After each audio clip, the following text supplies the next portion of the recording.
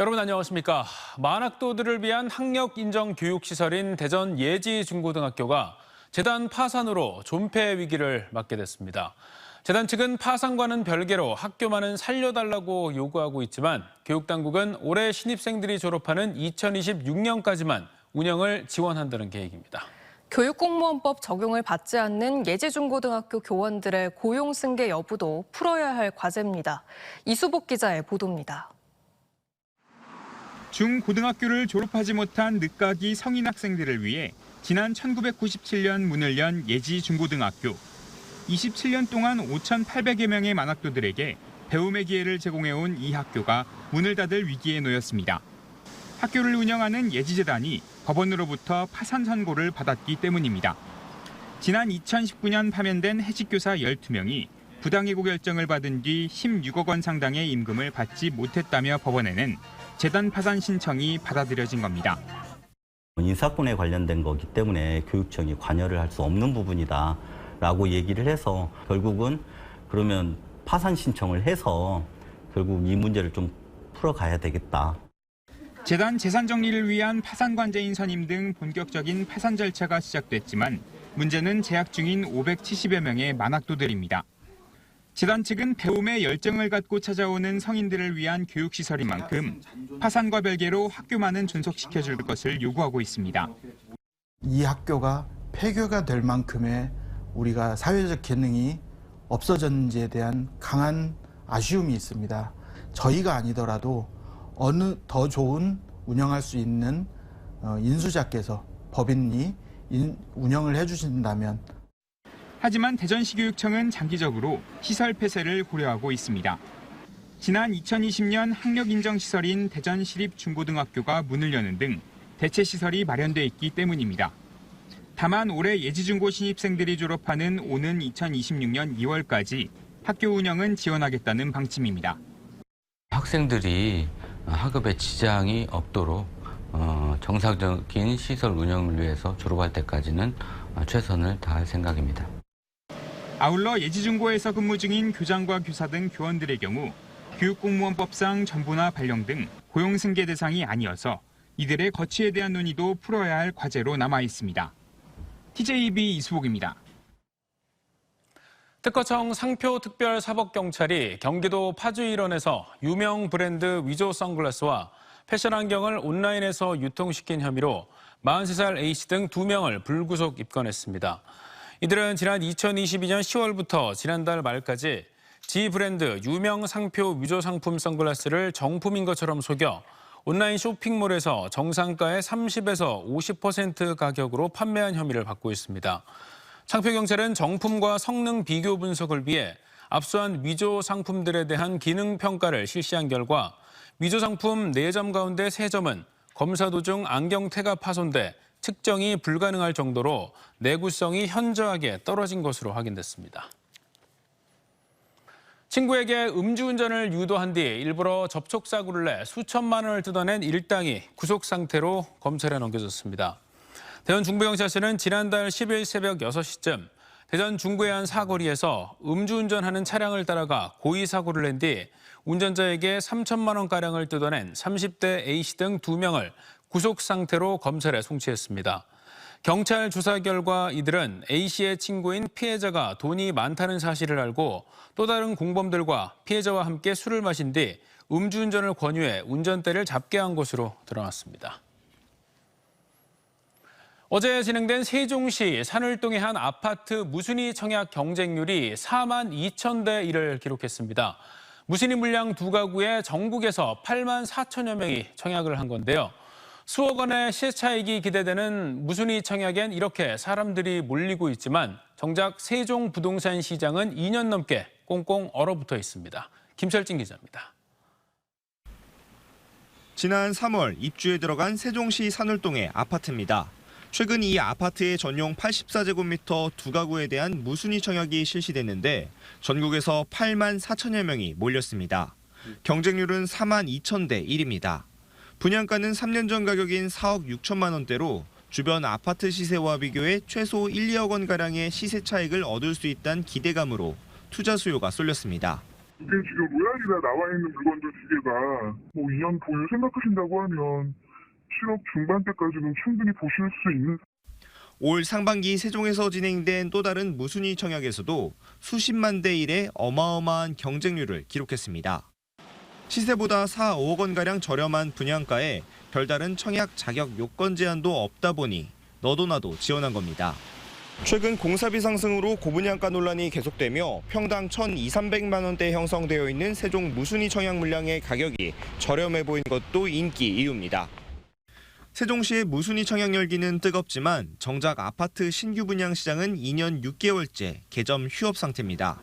부동산 침체에 세종시 아파트 값이 절반 수준으로 뚝 떨어진 곳도 많다 보니 당초 예정됐던 아파트 분양도 연말 혹은 내년 초로 미뤄지고 있습니다. 가장 크게 큰 폭으로 떨어지고 있는 걸로 나오고 있거든요.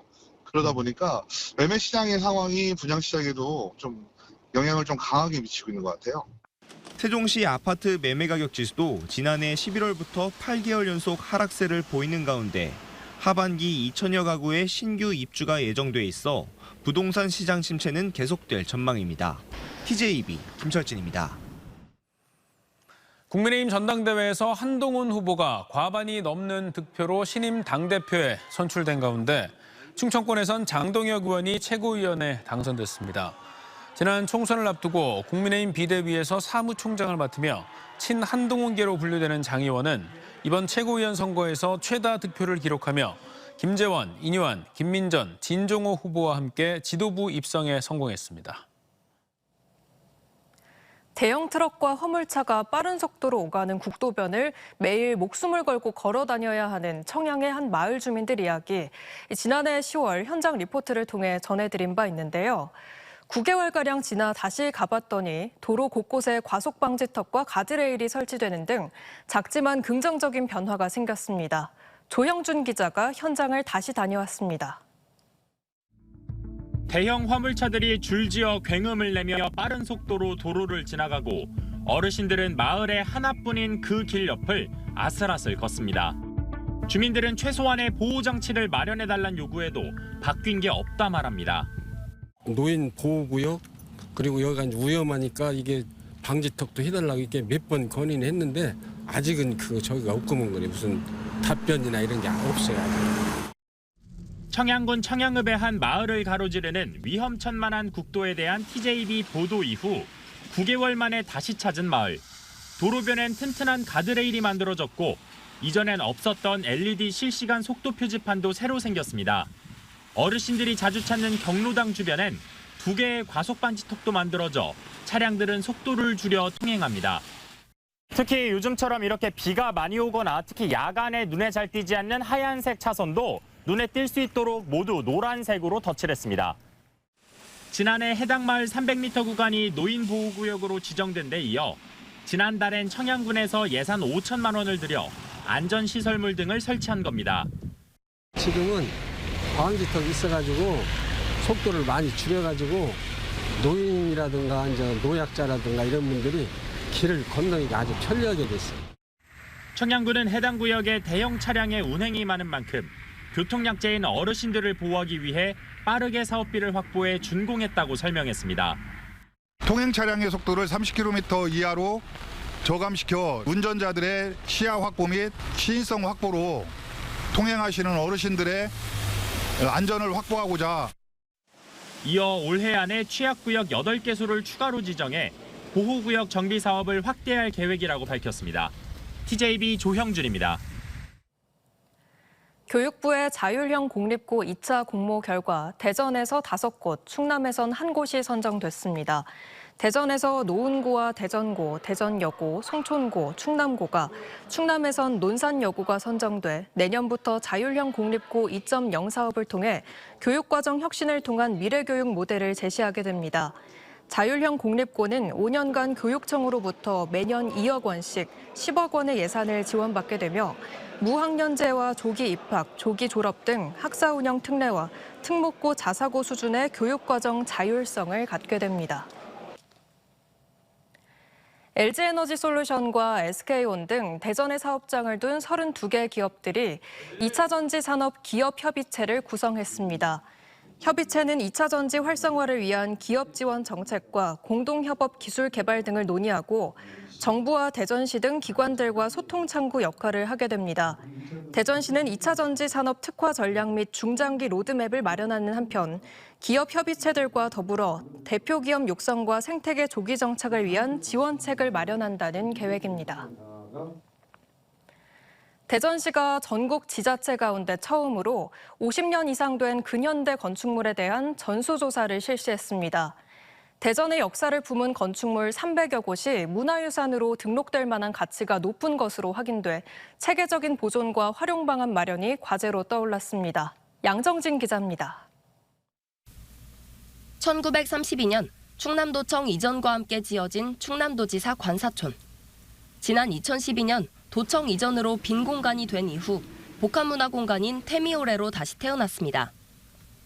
지난 2019년 4월 개관한 테미오레에서는 관사별로 다양한 전시와 문화예술 프로그램들이 운영되고 있습니다. 원도심의 새로운 관광명소로 자리매김한 테미오레처럼 대전의 50년 넘은 건축물을 보존하고 활용하기 위해 대전시가 전국 최초로 근현대 건축문화유산에 대한 전수조사를 벌였습니다. 14,000여 건의 건축물을 대상으로 역사성과 예술성, 희소성 등을 평가한 결과 총 308곳이 문화유산으로서 가치가 있는 것으로 파악됐습니다. 1960년 지어진 중구청을 비롯해 시 등록문화유산급인 2등급 건물이 62건, 시 건축자산급인 3등급은 246건 발견됐습니다. 1등급에 해당하는 문화유산은 없었지만 시간이 흐를수록 가치가 커지는 건축물들이 다수 발견된 겁니다. 특히 우수건축자산의 87.3%가 원도시민 동구와 중구에 위치해 있었고 60, 70년대 건축물이 절반을 차지했습니다. 대전의 정체성을 다시 한번 확인할 수 있는 작업이었고요. 앞으로 이제 건축 유산들을 좀 활용을 해서 대전의 정체성을 확립하고 관광 자원으로 개발하고. 대전시는 매입을 통해 원형을 보존하거나 임대를 통해 유유 공간을 활성화하는 등 물리적 보존을 최우선할 방침입니다. 대전시가 342억 원을 들여 매입한 대전 부청사는 전 세계 7개밖에 없는 스타벅스 리저브 로스터리를 유치해 원도심 경제를 활성화한다는 계획입니다. 우리 한국에서는 처음 들어오는 거기 때문에 대전을 알릴 수 있는 기회, 그리고 이제 대전 최초의 대전시 청사를 알릴 수 있는 획기적인 계기가 좀 될 거라고. 다만 혈세로 매입한 근현대 건축물을 상업시설로 활용하는 것에 대해 부적절하다는 비판도 있어 공감대 확보 절차도 중요할 것으로 보입니다. TJB 양정진입니다. 홍성군과 국내 피자 브랜드 피자알볼로가 홍성한우 김치 불고기 피자 출시를 위한 업무 협약을 맺고 지역 축산 활성화를 위해 힘을 합치기로 했습니다. 홍성 출신인 피자알볼로 이재욱 대표는 상대적으로 소비가 저조한 불고기용 부위를 활용하기 위해 1년여의 연구 끝에 홍성한우 김치 불고기 피자를 개발했습니다. 홍성군은 한우값 폭락으로 축산 농가들이 어려움을 겪는 상황에서 수입 고기가 주로 사용되는 피자 시장에서 한우 공급이 확대되는 계기가 되길 기대한다고 밝혔습니다. 대전 동구 추동 일대 상수원 보호구역에서 소나무 재선충병이 발생해 정부와 지방자치단체가 대책 마련에 나섰습니다. 산림청은 대전 동구 대청호 자연생태관에서 대전 동구와 충북 청주시, 보은군과 옥천군, 충남 금산군과 환경부 금강유역 환경청 등 방제 관계기관과 긴급 방제대책회의를 개최했습니다. 이들 기관은 소나무 재선충병 감염 경로 파악을 위한 합동 역학조사 계획을 논의하고 상수원 보호구역 등을 고려한 방제대책과 피해 저감에 나서기로 했습니다.